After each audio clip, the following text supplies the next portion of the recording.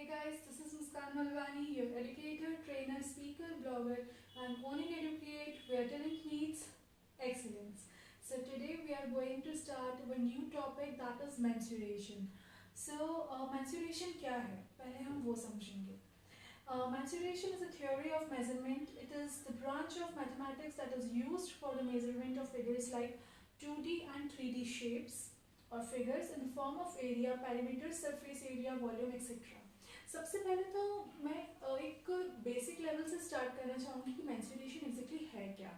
Mensuration एक theory है measurement की. अब बात होती है मेजरमेंट क्या है. मेजरमेंट क्या है, हम छोटे छोटे बच्चों को सिखाते हैं कि मेजरमेंट क्या होता है.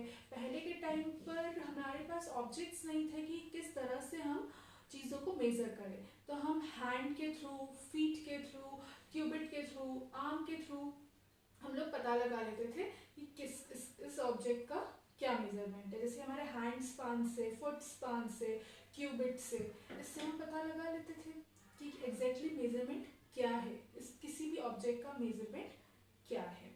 सो अब बात आती है 2D और 3D शेप्स की. तो 2D that is 2 dimensional and 3D that is 3 dimensional. 2D that is circle, triangle, rectangle, square.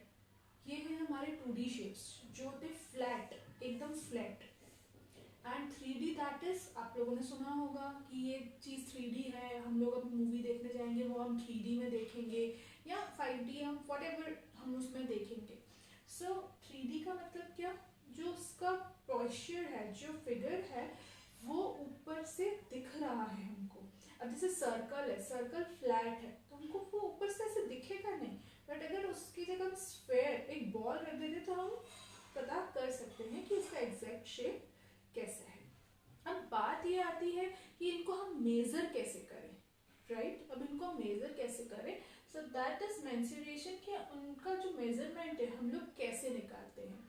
तो सबसे पहले तो हम लोग को ये पता होना चाहिए कि अगर हम लोगों को लेंथ निकालनी है, वेट निकालना है या कैपेसिटी निकालनी है तो उस वो किस तरह से निकाली जाएगी. जैसे अभी फर्स्ट, सेकंड, थर्ड क्लास में ही स्टार्ट हो गया है कि हम लोगों को मेजरमेंट कैसे करना है और उनकी यूनिट्स क्या होती हैं. राइट, जैसे लेंथ है, लेंथ क्या होता है, लंबाई. अगर हमको कोई डिस्टेंस, किसके लिए हम करते हैं, डिस्टेंस फाइंड आउट करने के लिए, किलोमीटर, मीटर, सेंटीमीटर, मिलीमीटर, ये हम मीटर फाइंड आउट करने के लिए लेंथ या डिस्टेंस निकालते हैं. ठीक है. अब लेंथ और लेंथ को फाइंड आउट करने के लिए बहुत सारे फॉर्मूलाज रहते हैं. जो थर्ड, फोर्थ, फिफ्थ में स्टार्ट हो जाता है कन्वर्जन. किलोमीटर को मीटर में करो, मीटर को किलोमीटर में करो, सेंटीमीटर को मीटर में करो. इस टाइप से फॉर्मूला रहते हैं जो हम नेक्स्ट सेशन में मैं आप लोगों को बताऊंगी. उसके बाद आता है वेट. वेट क्या होता है, कोई भी सॉलिड ऑब्जेक्ट का वेट. हम ह्यूमन का भी वेट होता है, या जैसे वेजिटेबल, फ्रूट, आप लोगों ने देखा होगा, ये मैं बच्चों के लिए बता रही हूँ जो बच्चे सुन रहे हैं, कि जैसे वेजिटेबल या फ्रूट हुआ, आप लोगों ने देखा होगा अपनी मम्मा को कि वो जब अपने फ्रूट सेलर के पास जाती हैं या ग्रोसर के पास जाती हैं तो उनके पास पहले के टाइम पे क्या होता था, तराजू होता था. तो तराजू की हेल्प से वो क्या करते थे कि हमको कितना अमाउंट में चाहिए. अब जैसे मैंने बोला आई वांट 1 kg टोमेटोज, तो अब मैं कैसे पता लगाऊंगी कि ये 1 kg ही है. So we are using stones, weight stones जो होते हैं हम वो यूज करते हैं. आप लोगों ने देखा होगा हिंदी में उनको हम भाटे बोलते हैं. जो सब्जी वाले रहते हैं वो उनको भाटा बोलते हैं कि ये 250 और 250 ग्राम का है, ये 500 ग्राम का है, ये 1 kg का है. So this is what weight. और वेट की यूनिट क्या है, वेट पता लगाने की, kilograms. We measure in grams. Right. Now third is capacity. Capacity is what, कि हम कोई भी चीज मेजर करते हैं जो कि लिक्विड फॉर्म में हो. अब हम लिक्विड फॉर्म वाली चीजों को कैसे मेजर करें. The question is this.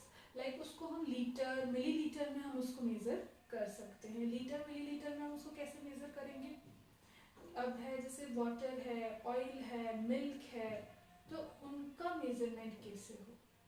तो आप लोगों ने टैंक्स देखे होंगे या कंटेनर्स देखे होंगे. आपने कभी ये देखा है जैसे आपकी मम्मा एक छोटी सी तपेली लेकर चली गई और उन्होंने भैया बोला कि आधा लीटर दूध चाहिए, तो उनके पास कंटेनर्स बने हुए हैं 500 ml, 1 लीटर, 2 लीटर के कंटेनर्स बने हुए हैं जो प्रॉपर मेजर्ड हैं कि मुझे उस मिल्क मैन को कितना मिल्क देना है। अगर हर किसी की वांट इतनी नहीं होती है, किसी किसी को 500 ml लगता है, किसी किसी को 1 लीटर लगता है। सो ये प्रॉपरली मेजर्ड रहते हैं उनके कंटेनर्स, ताकि क्या पता लगा सके कि एग्जैक्टली उसका मेजरमेंट क्या है, उस लिक्विड फॉर्म का मेजरमेंट क्या है। सो ये बहुत बेसिक कंसेप्ट है जो बच्चों को पहले से ही स्टार्टिंग में बता दिया जाता है। अब बात आती है लेंथ और ब्रेथ की। अब जैसे जैसे क्लासेस बढ़ती है, लाइक 3rd to 5th के बाद, लाइक 5th में ही ये चीज़ आ जाती है कि अब जैसे रेक्टेंगल है, मैंने दो अभी सिर्फ 2D शेप्स लिए हैं, रेक्टेंगल और स्क्वायर, राइट। रेक्टेंगल और स्क्वायर में मैंने आपको लेंथ और ब्रेड्थ दोनों बताई है। लेंथ का मतलब होता है ये ऐसे लंबाई, और ब्रेड्थ मतलब चौड़ाई। ब्रेड्थ को हम लोग विड्थ का नाम भी देते हैं, राइट। अब इसमें हम लोगों को ये बताया जाता है कि लेंथ और ब्रेड्थ, अब जैसे ये रूम है, रूम क्या है, रेक्टेंगुलर फॉर्म में है। रेक्टेंगुलर फॉर्म में है तो उसकी लेंथ और उसकी ब्रेड्थ से मैं पूरा उसका पेरीमीटर और एरिया निकाल सकती हूँ। अब क्वेश्चन ये है कि what do you mean by perimeter, what do you mean by area, surface area, lateral surface area, total surface area, volume, ये सब मैं अपनी नेक्स्ट क्लास में आप लोगों से डिस्कस करूंगी। बट एकदम शॉर्ट में मैं आपको बताना चाहूंगी कि एरिया और पेरीमीटर होता क्या है और उसे कैसे निकाला जाता है। सी जो कोई भी रूम हो या कोई भी टेबल हो, मैं रेक्टेंगल का बता रही हूँ, राइट। रेक्टेंगल है, अगर रूम है, टेबल है, कोई भी ऑब्जेक्ट है, ये रेक्टेंगल हम लोग क्यों दिखाते हैं, बिकॉज हम शेप बताते हैं कि एग्जैक्ट उसका शेप क्या है। तो अगर आपके रूम का, आपके टेबल का या किसी भी चीज का मतलब रेक्टेंगल में हो शेप, तो आप लोग क्या निकालोगे, उसका लेंथ और ब्रेड्थ। लेंथ और ब्रेड्थ अगर गिवन है, सपोज लेंथ है 5 मीटर और ब्रेड्थ है 10 मीटर, ठीक है, ये हो गया। तो उसके बाद अगर आपको लेंथ निकालनी है तो उसके लिए पहले आपको क्या, लेंथ और ब्रेड्थ निकाल है हमारे पास, अब पेरीमीटर निकालना है। तो पेरीमीटर का मतलब क्या है, पेरीमीटर का मतलब ये है the outer boundary of that object और एनी रूम और एनीथिंग, राइट। आउटर बाउंड्री से हम क्या समझते हैं, जैसे मेरा हैंड है, हैंड की जो बाउंड्री ये जो बाउंड्री है that is known as the perimeter. ये boundary, outer boundary, this is known as the perimeter. और पेरीमीटर ऑफ रेक्टेंगल क्या होता है, 2 into लेंथ प्लस ब्रेड्थ। अब ये फॉर्मूला बना कैसे, ये भी मैं आपको नेक्स्ट क्लास में बताऊंगी, राइट। अभी मैं आपको सिर्फ शॉर्ट में बता रही हूँ, 2 into लेंथ प्लस ब्रेड्थ। अब लेंथ हमारी थी 5 मीटर, ब्रेड्थ थी हमारी 10 मीटर, तो लेंथ और ब्रेड्थ को मैं पहले क्या कर दूंगी, प्लस कर दूंगी। 5 + 10 15, 15 into 2 30, पेरीमीटर आ गया 30 मीटर, राइट। अब अगर मुझे इसका एरिया निकालना है तो एरिया का फॉर्मूला क्या है, लेंथ इंटू ब्रेड्थ, 5 into 10 50। अब एरिया क्या है, आप लोग ये देखो कि यहाँ पर ये पूरी जो है वो क्या है, आउटर बाउंड्री है इस रेक्टेंगल की, क्या है, आउटर बाउंड्री है। और इसके अंदर का क्या है, एरिया। अंदर जो ये पार्ट शेडेड है इसको हम क्या बुलाते हैं, एरिया। सिमिलरली स्क्वायर में हम लोग लेंथ और ब्रेड्थ नहीं निकालते बिकॉज स्क्वायर की 4 साइड्स ही इक्वल होती है।